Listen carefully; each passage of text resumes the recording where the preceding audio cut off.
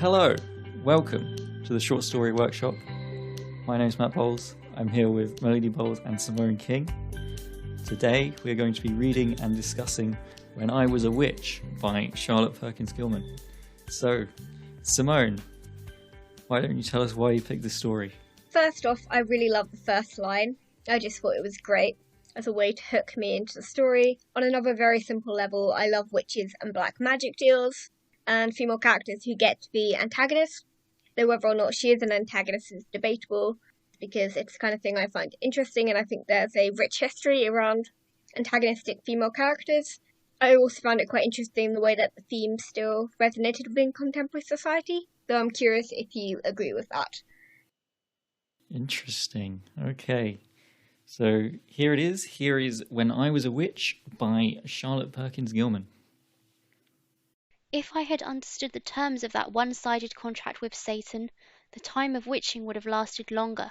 You may be sure of that. But how was I to tell? It just happened, and has never happened again, though I've tried the same preliminaries as far as I could control them. The thing began all of a sudden, one October midnight, the 30th to be exact. It had been hot, really hot, all day, and was sultry and thunderous in the evening. No air stirring, and the whole house stewing, with that ill-advised activity which always seems to move the steam radiator when it isn't wanted. I was in a state of simmering rage, hot enough even without the weather and the furnace, and I went up on the roof to cool off. A top-floor apartment has that advantage among others. You can take a walk without the mediation of an elevator boy. There are things enough in New York to lose one's temper over at the best of times, and on this particular day they all seemed to happen at once, and some fresh ones. The night before, cats and dogs had broken my rest, of course. My morning paper was more than usually mendacious, and my neighbour's morning paper, more visible than my own as I went downtown, was more than usually salacious. My cream wasn't cream, my egg was a relic of the past, my new napkins were giving out. Being a woman, I'm supposed not to swear, but when the motorman disregarded my plain signal and grinned as he rushed by, when the subway guard waited till I was just about to step on board and then slammed the door in my face, standing behind it calmly for some minutes before the bell rang to warrant his closing, I desired to swear like a mule driver. At night it was worse. The way people pause one back in the crowd, the cowpuncher who packs the people in or jerks them out, the men who smoke and spit, law or no law, the women whose saw-edged cartwheel hats, swashing feathers and deadly pins add so to one's comfort inside. Well, as I said, I was in a particularly bad temper, and went up on the roof to cool off. Heavy black clouds hung low overhead, and lightning flickered threateningly here and there. A starved black cat stole from behind a chimney and mewed dolefully. Poor thing, she had been scalded. The street was quiet for New York. I leaned over a little and looked up and down the long parallels of twinkling lights. A belated cab drew near, the horse so tired he could hardly hold his head up. Then the driver, with a skill born of plenteous practice, flung out his long-lashed whip and coiled it under the poor beast's belly with a stinging cut that made me shudder. The horse shuddered too, poor wretch, and jingled his harness with an effort at a trot. I leaned over the parapet and watched that man with a spirit of unmitigated ill will. "I wish," said I, slowly, and I did wish it with all my heart, "that every person who strikes or otherwise hurts a horse unnecessarily shall feel the pain intended, and the horse not feel it." It did me good to say it, anyhow, but I never expected any result. I saw the man swing his great whip again, and lay on heartily. I saw him throw up his hands, heard him scream, but I never thought what the matter was, even then. The lean black cat, timid but trustful, rubbed against my skirt and mewed. "Poor kitty," I said. "Poor kitty, it is a shame." And I thought tenderly of all the thousands of hungry, hunted cats who stink and suffer in this great city. Later, when I tried to sleep, and up across the stillness rose the raucous shrieks of some of those same sufferers, my pity turned cold. "Any fool that will try to keep a cat in a city," I muttered angrily. Another yell, a pause, an ear-torturing continuous cry. "I wish," I burst forth, "that every cat in the city was comfortably dead." A sudden silence fell, and in course of time I got to sleep. Things went fairly well next morning, till I tried another egg. They're expensive eggs, too. I can't help it, said my sister, who keeps house. I know you can't, I admitted, but somebody could help it. I wish the people who are responsible had to eat their old eggs, and never get a good one till they sold good ones. They'd stop eating eggs, that's all, said my sister, and eat meat. Let 'em eat meat, I said recklessly. The meat is as bad as the eggs. It's so long since we've had a clean, fresh chicken that I've forgotten how they taste. It's cold storage, said my sister. She is a peaceable sort. I'm not. Yes, cold storage, I snapped. It ought to be a blessing, to tide over shortages, equalize supplies, and lower prices. What does it do? Corner the market, raise prices the year round, and make all the food bad. My anger rose. If there was any way of guessing at them, I cried. The law don't touch 'em. They need to be cursed somehow. I'd like to do it. I wish the whole crowd that profit by this vicious business might taste their bad meat, their old fish, their stale milk, whatever they ate. Yes, and feel the prices as we do.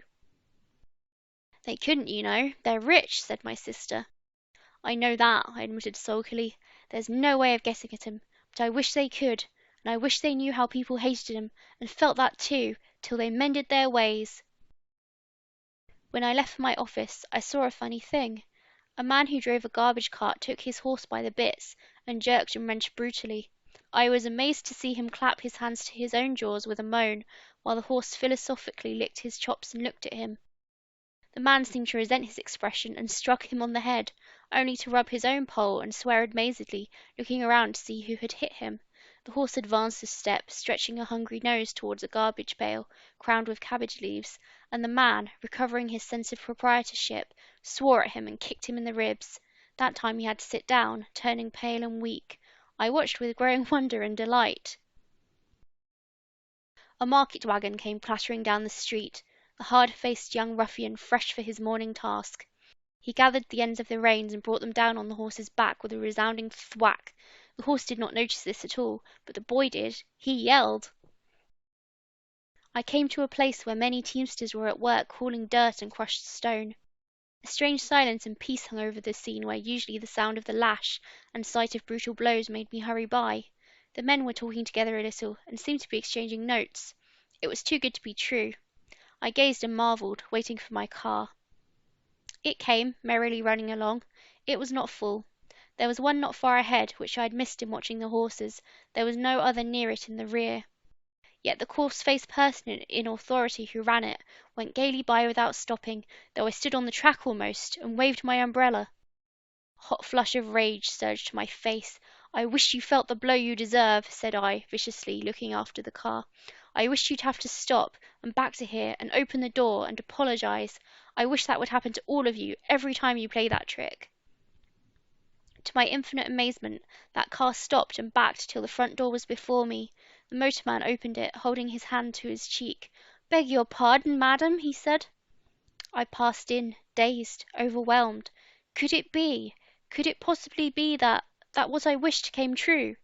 The idea sobered me, but I dismissed it with a scornful smile. "No such luck," said I.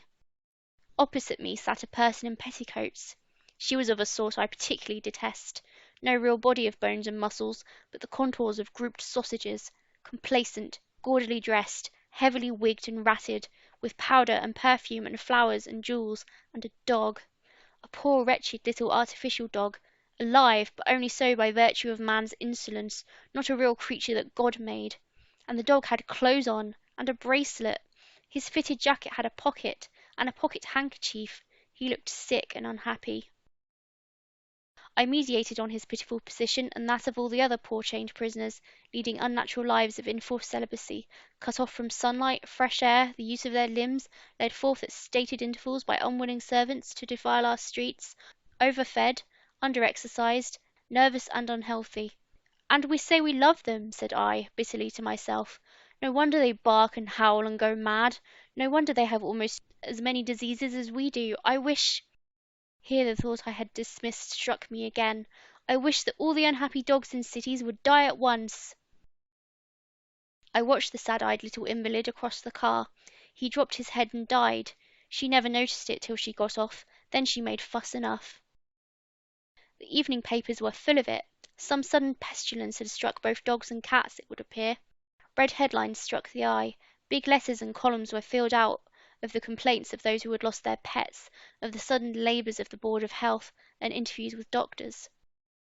All day, as I went through the office routine, the strange sense of this new power struggled with reason and common knowledge. I even tried a few furtive test wished that the wastebasket would fall over, that the inkstand would fill itself, but they didn't. I dismissed the idea as pure foolishness till I saw those newspapers and heard people telling worse stories. One thing I decided at once, not to tell a soul. Nobody'd believe me if I did, said I to myself, and I won't give 'em the chance. I've scored on cats and dogs anyhow, and horses. As I watched the horses at work that afternoon and thought of all their unknown sufferings from crowded city stables, bad air and insufficient food, and from the wearing strain of asphalt pavements in wet and icy weather, I decided to have another try on horses. "I wish," said I, slowly and carefully, but with a fixed intensity of purposes, "that every horse owner, keeper, hirer, and driver or rider might feel what the horse feels when he suffers at our hands, feel it keenly and constantly till the case is mended." I wasn't able to verify this attempt for some time, but the effect was so general that it got widely talked about soon, and this new wave of humane feeling soon raised the status of horses in our city. Also it diminished their numbers. People began to prefer motor drays, which was a mighty good thing. Now I felt pretty well assured in my own mind, and kept my assurance to myself. Also I began to make a list of my cherished grudges, with a fine sense of power and pleasure. I must be careful, I said to myself, very careful, and above all things, make the punishment fit the crime. The subway crowding came to my mind next, both the people who crowd because they have to, and the people who make them. I mustn't punish anybody for what they can't help, I mused, but when it's pure meanness. Then I bethought me of the remote stockholders, of the more immediate directors, of the painfully prominent officials and insolent employees, and got to work. I might as well make a good job of it while this lasts, said I to myself. It's quite a responsibility, but lots of fun. And I wish that every person responsible for the condition of our subways might be mysteriously compelled to ride up and down in them continuously during rush hours. This experiment I watched with keen interest, but for the life of me I could see little difference. There were a few more well-dressed persons in the crowds, that was all. So I came to the conclusion that the general public was mostly to blame, and carried their daily punishment without knowing it. For the insolent guards and cheating ticket sellers who give you short change very slowly when you are dancing on one foot and your train is there, I merely wished that they might feel the pain their victims would like to give them, short of real injury. They did, I guess. Then I wished for similar things for all manner of corporations and officials. It worked amazingly. There was a sudden conscientious revival all over the country. The dry bones rattled and sat up. Boards of directors, having troubles enough of their own, were aggravated by innumerable communications from suddenly sensitive stockholders. In mills and mints and railroads, things began to mend. The country buzzed, the papers fattened, the churches sat up and took credit to themselves. I was incensed at this, and after brief consideration, wished that every minister would preach to his congregation exactly what he believed and what he thought of them. I went to 6 services the next Sunday, about 10 minutes each, for 2 sessions. It was most amusing. 1,000 pulpits were emptied forthwith, refilled, re-emptied, and so on from week to week.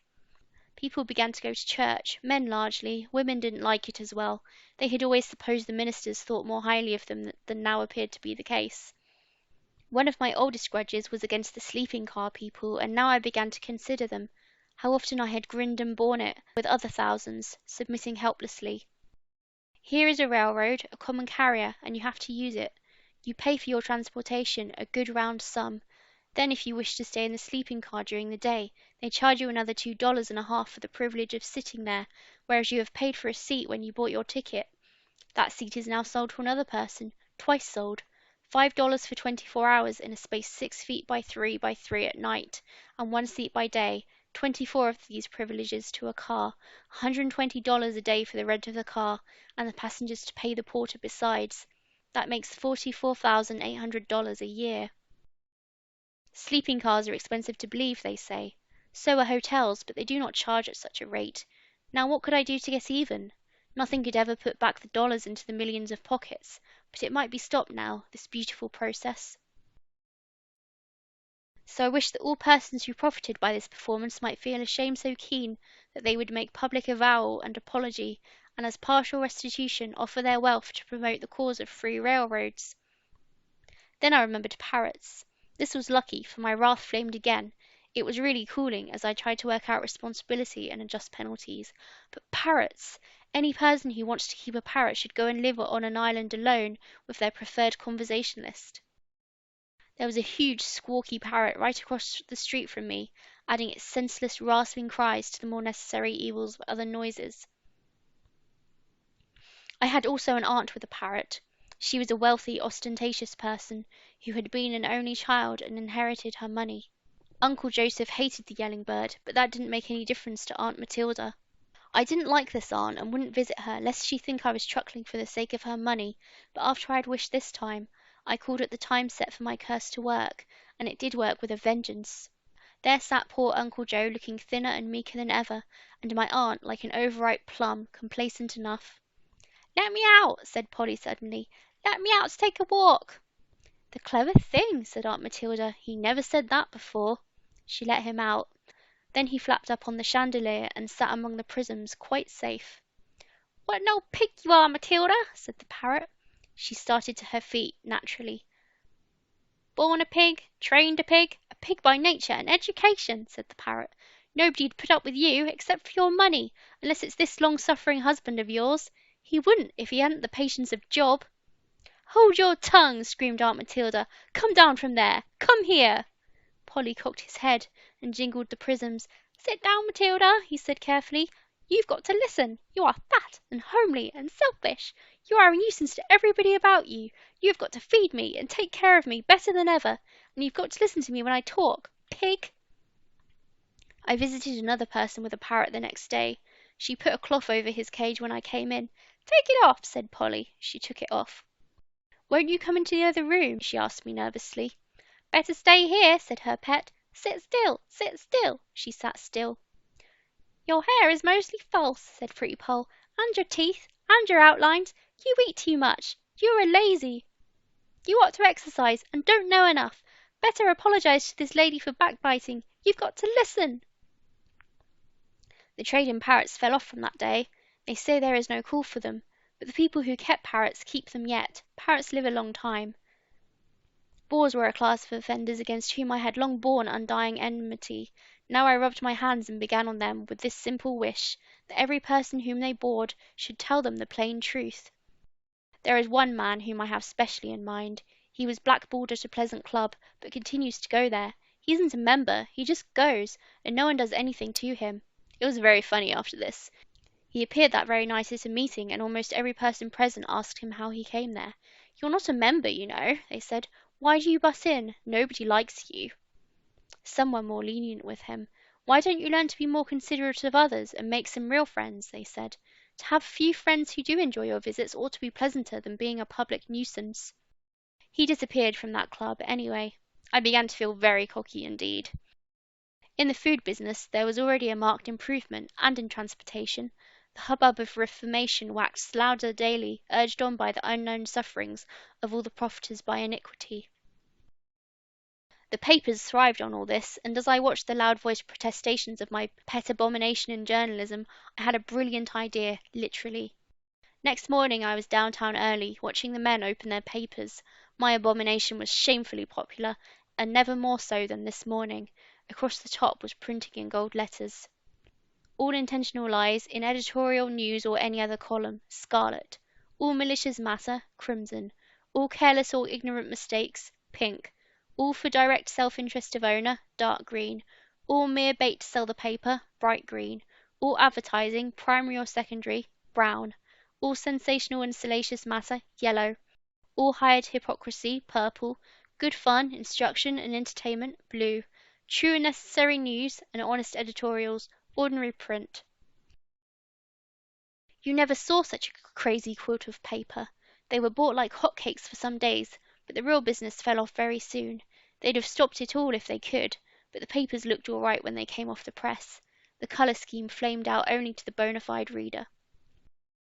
I let this work for about a week to the immense joy of all the other papers, and then turned it on to them all at once. Newspaper reading became very exciting for a little, but the trade fell off. Even newspaper editors could not keep on feeding a market like that. The blue printed and ordinary printed matter grew from column to column and page to page. Some papers, small to be sure but refreshing, began to appear in blue and black alone. This kept me interested and happy for quite a while, so much so that I quite forgot to be angry at other things. There was such a change in all kinds of business, following the mere printing of truth in the newspapers.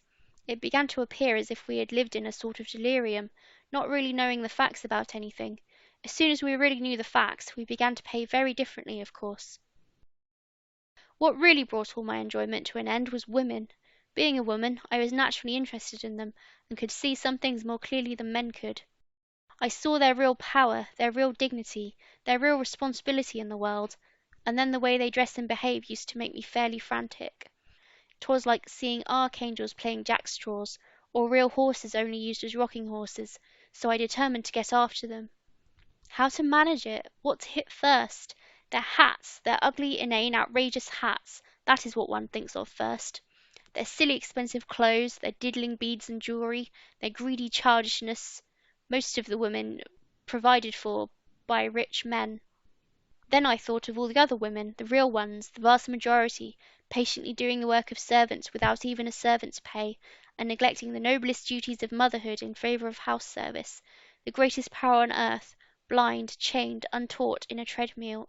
I thought of what they might do, compared to what they did do, and my heart swelled with something that was far from anger. Then I wished, with all my strength, that women, all women, might realise womanhood at last, its power and pride and place in life, that they might see their duty as mothers of the world, to love and care for everyone alive, that they might see their duty to men, to choose only the best, and then to bear and rear better ones, that they might see their duty as human beings, and come right out into full life and work and happiness. I stopped, breathless, with shining eyes. I waited, trembling, for things to happen. Nothing happened. You see, this magic which had fallen on me was black magic, and I had wished white. It didn't work at all, and what was worse, it stopped all the other things that were working so nicely. Oh, if I had only thought to wish permanence for those lovely punishments! If only I had done more while I could do it, had half appreciated my privileges when I was a witch.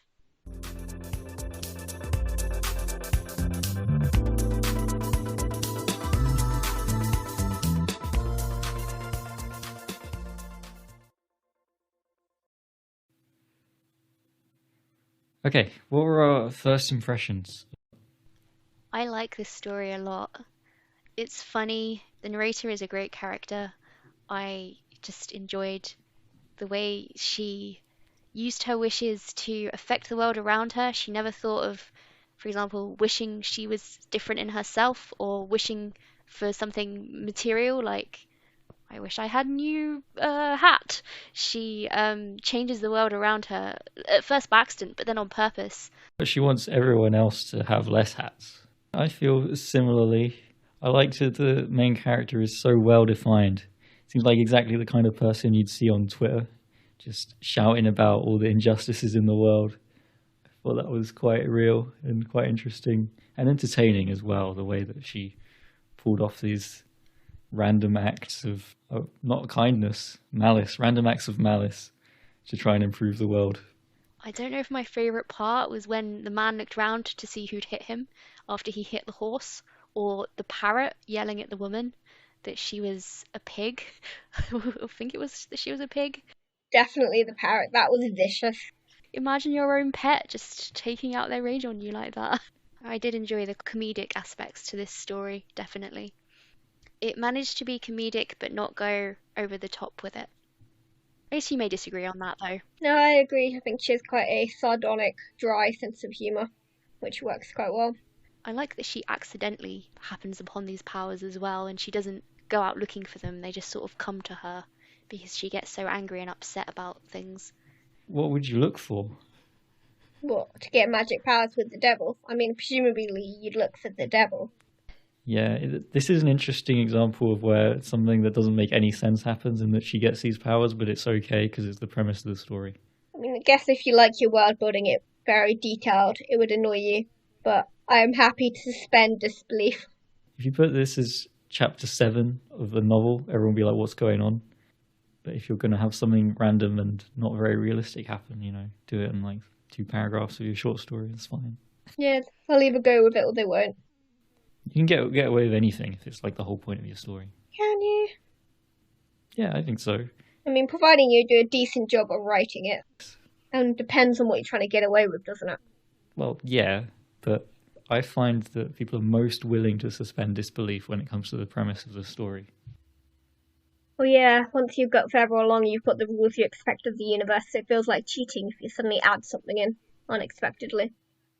Our Deus Ex Machina. Like, I thought I was getting one thing, and I'm getting another. It's almost like breaking the contract between writer and reader. So aside from the magic powers, I mean, this read to me like a very realistic depiction of New York. Would you agree? From the limited amount of time I've spent in New York, yes. I've never been to New York, but I've been to cities. So when she was describing how busy the subway was, I could imagine it. Pre-pandemic, of course. Rush hour on the tube. Yeah, I too have been there wanting to hit someone. definitely. I did feel bad for the cats, though. Yeah, I don't know that every cat deserved to die for waking her up at night. No. I thought witches were supposed to like cats. I know, right? They're supposed to have familiars. Anyway, let's move on. I wanted to talk about poetic justice because the main character talks a lot about making her punishments fair and just once she realizes what her powers are. And the kind of things she wishes for have strong elements of poetic justice. So she wishes that anybody who hits a horse feels the pain that they inflicted on the horse, or that people who put meat in cold storage get to taste a piece of meat which has been in cold storage. Put you in cold storage? What? That's not how it works. If they put you in cold storage, they should have to be put in cold storage themselves. You've got it all backwards. I am tongue-tied indeed. No, she even says she has to make sure the punishment fits the crime, right? Yeah. When I looked up poetic justice, it said it requires that vice is punished and virtue is rewarded. It's a popular literary technique, and that even though this is the case, a character cannot change their ways, which I think ties in really well to the ending. When she changes her wish at the end to wish for something nice, good. I don't really know how to put it. She wishes for, what is it, women to appreciate themselves or be empowered. I don't remember exactly what it is, but she says it's a white wish, so it's something good instead of for some kind of punishment. So I thought that this sort of literary technique is the groundwork for this story and why perhaps the author wrote it. Poetic justice was commonly used to kind of govern moral behaviour in stories, and I like that this story kind of gives her what she wants when she's doing black magic, the wrong thing almost, rather than when she tries to do something nice or right. Well, it wouldn't be black magic if you were using it for good purposes. Yeah, I think it's a nice, neat subversion of that technique, and I wanted to bring it up because I thought it was interesting, and I thought it explained a lot about maybe why the author wrote the story the way she did. It also made me think about the point is that the character can't change, and I wondered if that was a comment on, I don't know, whether the author believed people in general couldn't change as well. When you say that they can't change, do you mean that it inherently assumes that people don't change, or that if they changed it would counteract the point? That people inherently don't change because it says it had to follow the logic that if a character was doing it because they were jealous, they would still be jealous on the continuation of the story. Like, they wouldn't get rid of their own vices. So if you're not going to fix their behaviour, then what's the point in punishing them? Satisfaction. Make yourself feel better. Revenge. Revenge isn't always for the betterment of the person you are punishing. Sometimes it's for the betterment of your own feelings. I guess if you have a certain sense of justice, you want to see the people who you think are doing wrong things get punished, like the narrator does. But the people in the story do change. So are you saying it's subverting that idea? Yes. Okay, I'm with you. Yeah, so it turns that whole convention on its head. Interesting point. I could agree. Yeah, and that lends it a more optimistic tone, right? Because you're saying, look, if we point out to these people what they're doing wrong, then you can fix it. And it's kind of a more optimistic take than just, oh, they're always going to be that way. Although they do revert back at the end because all the wishes are cancelled. That's true. It works if you, use the stick to make them think about it, but people won't necessarily take a nice action. Like when you try and tell anyone, we should be kind to each other, and people jump down your throat. I mean, it makes sense to me. You can punish people that way, and it will work for a short amount of time. But as soon as you stop, then they'll go back to their own ways. I think that's true to life. And I also think that the best way to get someone to change their behaviors would be to align their motivations with whatever yours are. I also wondered if maybe there was a point of it's easier to punish people than to reward them. And it's also easy to criticize people rather than saying what they can do better, to take a milder version of it, I suppose. Yeah, that's very true. I mean, within the context of the story of it being a devil's deal, there's also the fact that the devil as a figure is intended to punish sins rather than reward you for good behaviour. Like, reward for good behaviour is heaven. That's God, not the devil. She's got this black magic. There has to be based on the rules of that, which is punishment for sins. And if you do bad things will happen to you. In pagan religions, they believe if you do something bad, it comes back to you 3 times. Karma. Yeah. Do you believe that? I used to kind of believe that, but maybe it's a bit idealistic. Nothing wrong with a bit of idealism. So do we think that the character is a villain, an anti-hero, or hero in story terms? I would say anti-hero. They're doing bad things for the right reasons. I mean, they're doing good things for bad reasons, I would argue. Like, they're doing it because of anger. Every time that the wish works, it's because they're angry. Like, yes, they're thinking of some poetic justice around that, but that's to justify the fact that they are angry and want to punish. She tries to do the good of the world at the end and loses her powers. But the reason that she's angry is because there's some injustice. I mean, cats keeping her awake at night aren't really an injustice. True. The tube being full is not really an injustice. Like, it's annoying, but that's not the same thing. You're right. She wants the world to bend around her, and when she has the magic, she can do it. Yeah, there are some specific examples which perhaps are put in there specifically to show that she's actually just angry at things. That's a good point. I don't know how I feel about her. Like, she feels like, this is going to sound weird, she feels like Light from Death Note.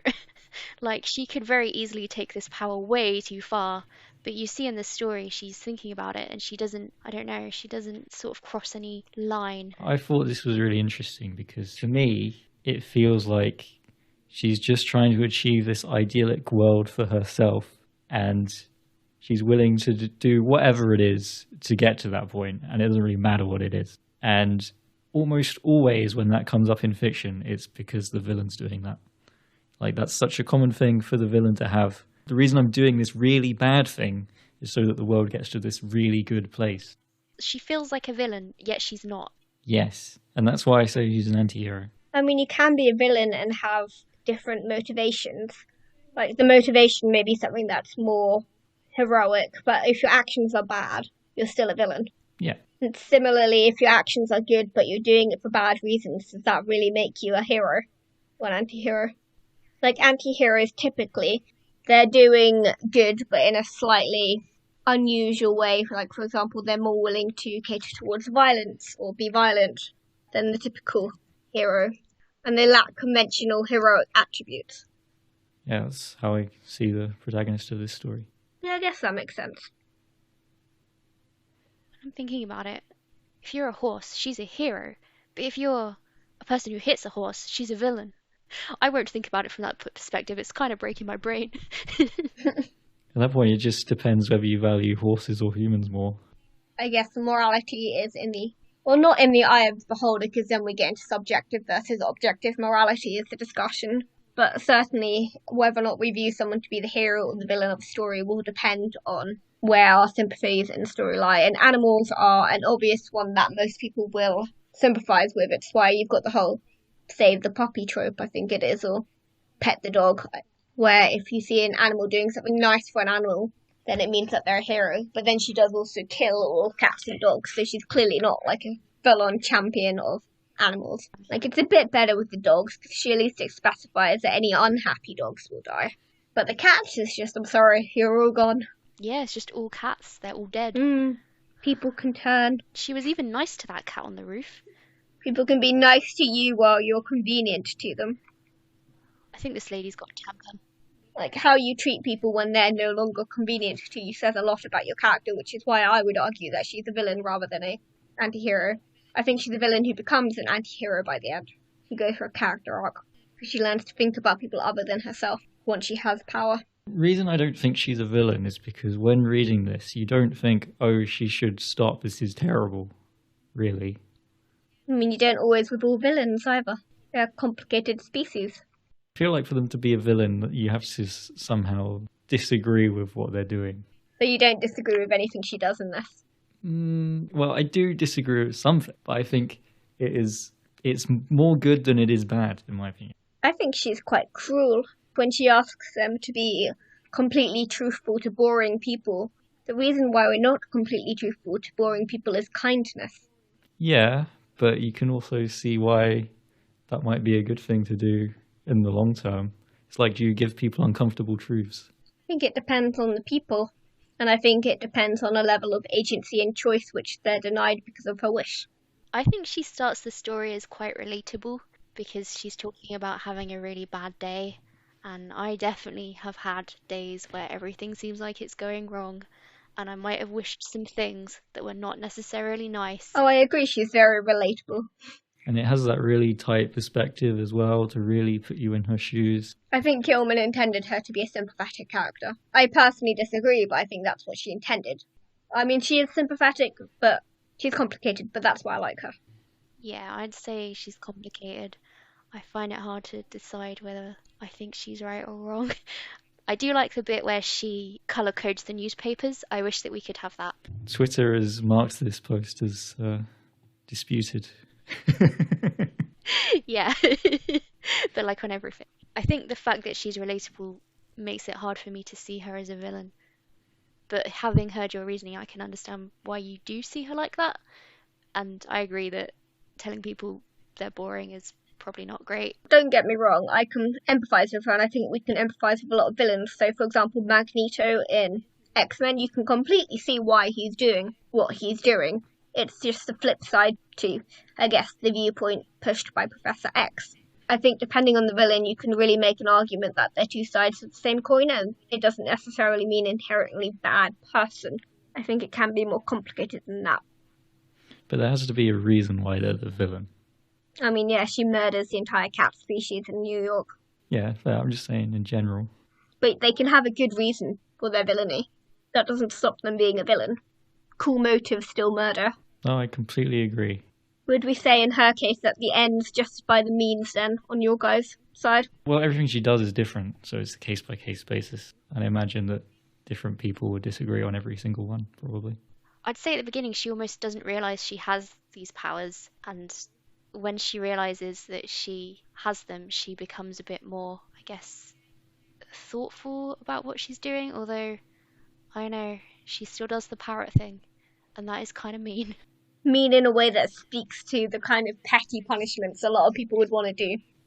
Yeah, she has a very strong idea of what she thinks justice should look like. I'm thinking maybe does she have it throughout the story? She starts the story being very angry. I think it's constant. I think she thinks about her decisions more once she realises she has the power. Yeah. Because I think she's more aware of the consequences of her actions. At heart, I think right up until the very end, they come from a similar place of anger. Yeah. Anger and frustration.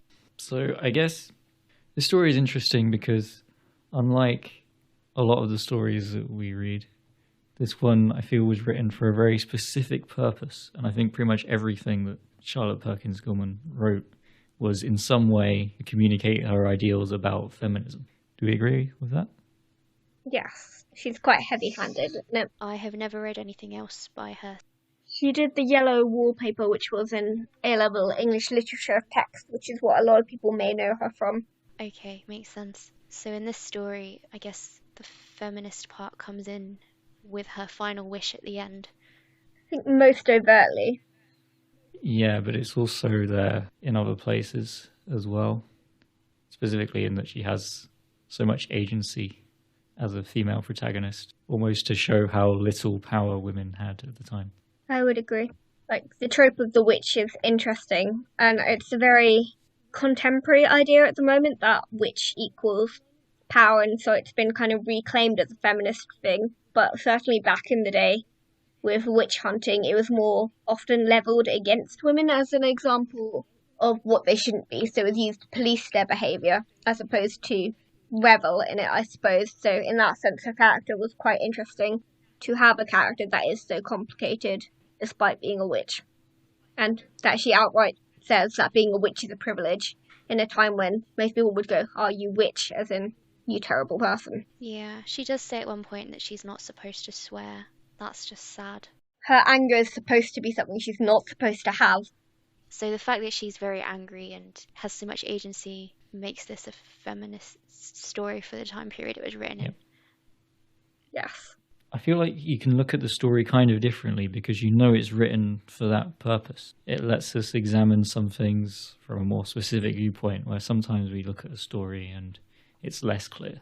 And then maybe a lot of the time it's just kind of to have a good time is the kind of story. But this one, you can tell what it's trying to do. And I think some people specifically write like that. And they write to kind of do what the protagonist of this story is doing, which is kind of impose their ideas of how the world should be. And I think that's quite a different kind of writing. When you try and ram a point down someone's throat. I mean, it depends how you define effective, right? I guess in their point of view, they're trying to get their message across. And I think that perhaps used to be more effective than it is now. I'm not sure. I think there's more room for subversion now because the groundwork has been laid by works like hers. Like, we like subtlety now because we've made the obvious points. If you haven't ever made the obvious points, then you're not going to be caring about subtlety as much. It's like, for example, if you see representation as a discussion point in media at the moment, there's that whole discussion point of, okay, do you be very subtle about the representation in terms of coding, or do you outright say something about the character? And there's a real debate about that because it really depends on if you've been represented or not in that way before. Because if you've never had that, then you really want someone to just come out and say it and claim a label, for example. While if you've got loads of depictions of a certain character or certain experience, then there's more room to dig into the details and like look at exploring different ways of doing it and all the different small parts of it. Like, I remember when Love, Simon came out, and a lot of people critique it for being like a cheesy gay teen rom-com that's essentially been done 1,000 times before. The difference being that it hadn't actually been done 1,000 times before for the audience it was marketing to, aka queer teenagers. And I think it's similar with feminism. At first you needed to make the obvious points because we didn't get characters like that. And now that we've got more characters like that, you can go more into, well, actually, not all feminism has to look like this. Yeah, so I suppose this stood out at the time, whereas now when I read it, I didn't really think much of the fact that she was a woman. So do we think having the intentions of the author plain on the page for everyone to see, you're writing for a clear purpose, that makes the story less entertaining? I think it depends on the story. I mean, a certain amount of repetition and feeling like you're being lectured to is not something I think the contemporary reader wants. But also, I don't mind people outright tackling the themes of their story. Okay, not everything has to be subtle and dancing around the main issue. I think in this story, the bulldozer approach is very effective. In other stories, I don't know, it depends on what the message is and how they're trying to get it across. So if you disagree with what they're trying to tell you, then you're probably not going to like the story very much. Which is a problem, because surely those are exactly the kind of people that you want your story to communicate to. Possibly, I think there's something to be said about celebrating very loudly with a certain group of people, even if they're within your echo chamber, and other stories which are more intended to entice people who wouldn't perhaps consider that point of view. Like, they're two different markets. Yeah, it's kind of rallying support is still valuable. Yeah. Like, sometimes you don't want to deal with something subtle that's trying to persuade people that they should take you as something worthwhile. Sometimes you just want to read something that's going like, heck yeah, screw everyone who thinks otherwise. It could also help you find like-minded people if you are able to publish it or post it somewhere. It's like you get the idea of dog whistles a lot online at the moment, which is the idea of people of certain ideologies saying something that wouldn't necessarily seem to be particularly related with a strong ideology. At the moment, you see it a lot with trans radical feminist language, interestingly, because this is feminist text. And it's the idea that the statement in itself is harmless, but it can very quickly transition into radicalizing people because they accept this one statement, which means they're more willing to accept the next statement and the next statement until suddenly they're in a chasm of somewhere they didn't necessarily intend to go to. That's why they need the colour-coded newspapers. Very early fake news, by the way. Just another reminder that it's always been with us. We just haven't called it that. She leave facts in normal print. Everything else had a colour. It's very smart. I wish we could do that. It's really boring reading something that's just dry and factual. I suppose it depends what you want it for. Like, people who read gossip magazines aren't in it for the facts. That's true. Each story would probably just be a sentence, like, so-and-so walked by this building and glanced at someone, whereas the story is like, he made a glance at this actress, so that means that they must have been having an affair since this time when they last glanced at each other. Like, sometimes we like something obvious, but other times you really want the subtext, and gossip gives you the subtext. It allows you as a reader to do a lot more interpreting, which can be very fun. Also, if we had these newspapers in real life, you could just write something like, dark matter is the reason the universe is expanding, and then see if it's a fact or not. Pretty broken. Yes. Just solve science. I mean, facts are also complicated, aren't you, depending on how you portray them. Like, statistics can be massively misleading despite the fact they're technically statistics. That's true. Just because something's a fact doesn't mean you don't need to think critically about it. Because the omission of certain facts is also a way of manipulating what we get. So, Charlotte Perkins Gilman, interesting person. Though it does feel like every time I read one of these, I look through research for one of these authors and it's just, I start to see a theme with these female authors. It just seems to always go the same way. Isn't it odd? Oh, I'll get married because it seems like the right thing to do. I'll even have a child. Oh no, that was a mistake. I mean, you didn't get much choice back in the day, did you? I suppose so. If you want variety, if we did more contemporary authors, I'm sure we'd see a different picture. It's true. And because this is a female author that's featured on the show, she is definitely not straight. That's just how it works. It's just physics at this point. I'm not going to apologise for my brain. I'm not going to make you apologise. Seems like something we should mention. It's a point of interest. One day I will bring a straight writer just to shock you. Yeah, it would actually be quite surprising at this point. Might be quite difficult to find. I don't know. It's hard to tell. I mean, obviously men were mainly what was published. Thinks of Jane Austen, a lady. That's right. Interestingly, she is racist, kind of, we should mention, just for full disclosure. I mean, fairly typical. Not that she shouldn't be judged for that or, critically assessed, but also typical of the time period. Yeah, agreed. I think we should separate the art from the artist to a certain extent. I just find it really interesting that you can say, oh, look at this inequality, and then also be like, but that inequality is okay. You see it a lot at the moment with a lot of feminists as well. Humans weird. Just one of those uncomfortable truths. It just shows you how much people can get buried in the ideas of the society, and then before you know it, you're just thinking things because that's what everyone else is thinking. Well, it's easy to fight for yourself when people like you. I mean, not easy. Obviously, they had struggles, and not to dismiss the feminist movement or anything like that. Obviously, they did brilliant work, and I'm very grateful to them as a woman. But also, it's a lot easier to think, oh my god, I'm being treated unfairly, let's do something about it, then, oh my god, they're being treated unfairly, let's do something about it. That's a good point. It's incentive, isn't it? Feels like we're getting into politics. I mean, we kind of are, but like also the story's about feminism. What are you going to do? Her ending was quite sad, actually. Like, did you hear how she died? She was diagnosed with breast cancer and then she killed herself. Yeah, grim. But no, otherwise she was a very well-known activist for her time period. She definitely did a good job. Yeah, prominent American humanist, novelist, and writer of short stories and fiction. She was also a lecturer for social reform. So she did a lot at her time, I think. She did a lot of good. She also got herself on the A-level syllabus, so she must have done something right. It's a good story. I'd recommend it. The Yellow Wallpaper. I don't think there's any argument that she was a net positive to the world.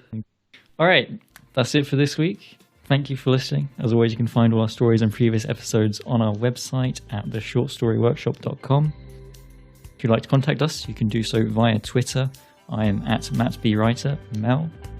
At Ficaholic. And Simone. E_M_typewriter, also known as the modern typewriter. Perfect. Thanks again for listening. We'll be back with another story next week. Goodbye.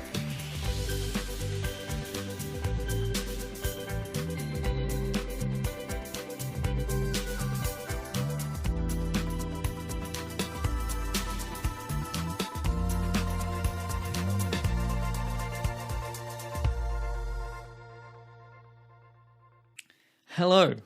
Welcome. Ow. You hurt my ears. Simone.